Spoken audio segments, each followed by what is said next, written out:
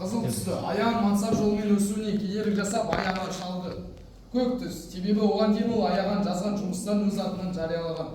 Сары, ол алба-жұлба кейпімен сарын алдына баруға ұялды. 4. Өзіне қастандық жасайтынына сенімді болғандықтан. Анам.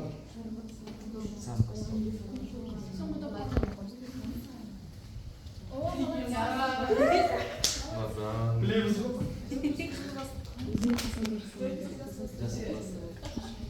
Келесі, егер аяған бостандықта болса, толқуға қатысар ма еді?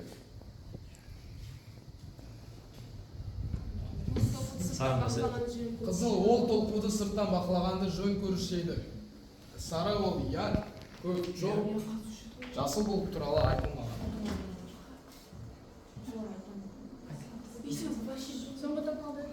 Я сары.